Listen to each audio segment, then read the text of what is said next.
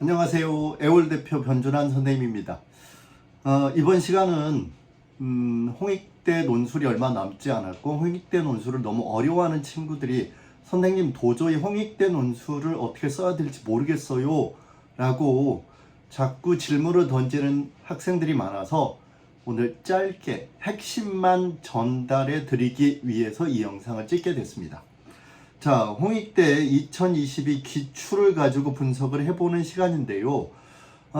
저번 시간에 홍익대 기출 5점 문항에서 소문항, 세문항으로 갈라지는 문제는 이미 분석을 해봤어요. 그래서 오늘은 홍익대 기출 2022 오후 문제에서 출제된 두 문항을 가지고 한번 분석을 해보도록 하겠습니다. 문항 1번, 문항 2번 모두 글자 수는 800자 플러스 마이너스 100자였고요. 기준 제시 분석형과 설명 비교형으로 출제됐어요. 소문항은 없었습니다. 자, 학생들이 어려움을 느끼는 포인트가 뭔지 알아요. 그걸 어떻게 해결할 건지 제시문 독해 없이 오늘은 바로바로 핵심 포인트만 짚어드리도록 할게요. 그러니까 잘 들으시고 그 핵심 포인트를 실전에서 어떻게 적용해야 되는지를 생각하시면 될 것 같습니다. 자, 문제 1번은 가라에 나타난 인간과 기계와의 관계를 각각 분석하세요 라는 분석형 문제죠. 자, 포인트는 뭐죠? 인간과 기계와의 관계예요. 제시문은 총 4개가 나와 있고요. 여러분들이 제시문은 쭉 읽으면 돼요. 대학 예시 답안도 나와 있는데 선생님은 이 대학 예시 답안을 보기 전에 제시문 여러분들 매트릭스를 만들라고 꼭 하고 싶어요. 제시문 가를 독해해 보면 바로 인간과 교감하는 대상으로서의 기계가 나와 있죠. 바로 여러분들 뭐예요? 단순히 기계가 아니라 어떤 프로그램만으로도 인간과 정서적으로 교감할 수 있고 감정적으로 소통할 수 있고 애착을 느끼고 공감하며 치유하는 관계가 형성될 수 있다. 이런 내용이 나오고 있잖아요. 물론 기계는 그렇게 의도되지 않았더라도 인간이 그렇게 느낄 수 있다. 따라서 인간이 기계를 교감의 대상으로 느낄 수 있다는 게 포인트겠죠. 자, 제시문 나는 어떤 거죠? 맞아요. 인간과 기계와의 무슨 성이 강조되고 있어요? 차별성이 강조되고 있죠. 차별성이. 따라서 기계가 가르칠 수 없는 인간만의 고유한 능력들이 있다. 특성들이 있다.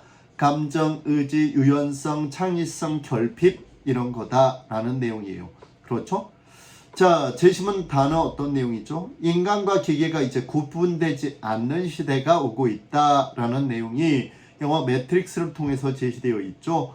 바로 컴퓨터가 만들어낸 매트릭스 세계, 도대체 이게 진짜 세계인지 가짜 세계인지 구별될 수 없는 세계를 말하는 거예요. 그렇죠?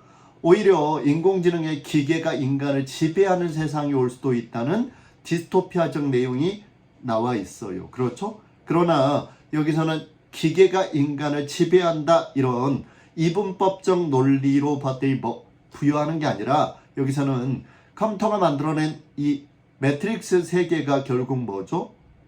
현실과 구별되지 않는다라는 점을 강조하시면 될 것 같고요. 마지막 라는 뭐죠? 인간과 기계와의 무슨 성이 있다?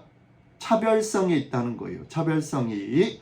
결국은 기계도 로봇도 한계가 있더라. 통합적인 결정 능력이나 대단히 복잡한 문제에서는 인간보다 의사결정을 내리는 게 쉽지 않더라라는 내용이죠. 자, 이렇게 4가지의 내용을 분석을 하셨다면 이 4가지의 내용을 어떻게 해야 되죠?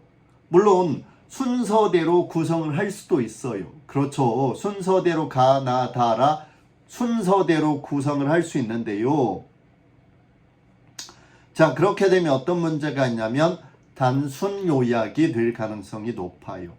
따라서 하나의 테마, 즉 인간과 기계와의 관계라는 테마, 주제를 중심으로 통합적으로 구성할 필요가 있죠. 결국 AI 시대가 도래하면서 어떻게 되고 있죠?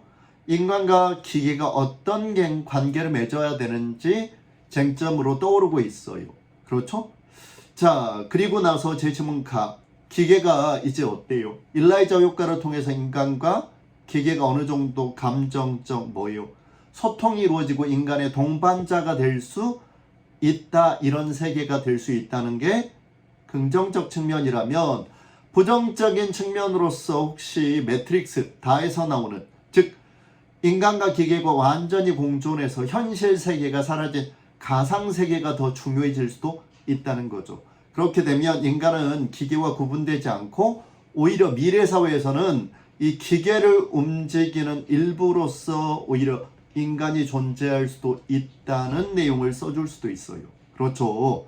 자, 그렇다 할지라도 이런 인간과 기계의 고도화된 상호작용이 이렇게 강화된 시대라 할지라도 결국 인간의 역할을 받되 무시할 수는 없다는 거죠. 왜요? 복잡하고 여러 가지 통합된 문제를 해결할 수 있는 건 오직 누구뿐이다. 결국 인간뿐이다. 따라서 이런 인공지능 시대에 더 중요해지는 건 결국 무엇이다?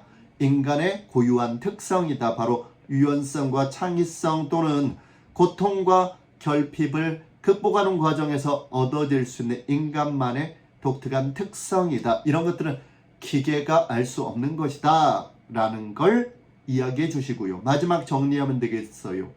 인공지능 시대가 무조건 도래하겠죠. 그렇다 할지라도 인간과 기계는 상호 감정적 교류를 하게 될 것이고, 서로 봤더니 부족하고 또는 봤더니 서로의 강점을 살리면서 부족한 점을 채우는 상호 보완적인 관계가 되는 것이 바람직하다. 이렇게 마무리 지어주시면 될 것 같아요.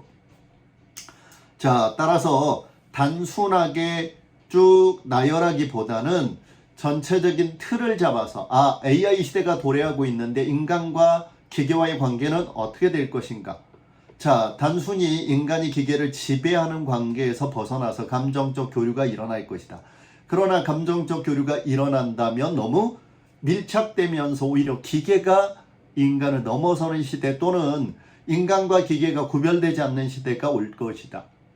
자, 그럼에도 불구하고 기계가 대신할 수 없는 인간만의 특징이 있을 수 있다. 그게 무엇이냐? 이런 식으로 통합적 논리를 구성한다는 게 중요하다는 거 반드시 나열하고 천천히 레고를 맞추듯이 여러분들 논리 구조를 맞춰보세요. 자, 상대적으로 문제 2번은 대단히 단순해요. 순차적으로 일반적인 논술 구조로 쓸 수 있어요. 첫 번째, 마에 나타난 합리적 선택이 뭐죠?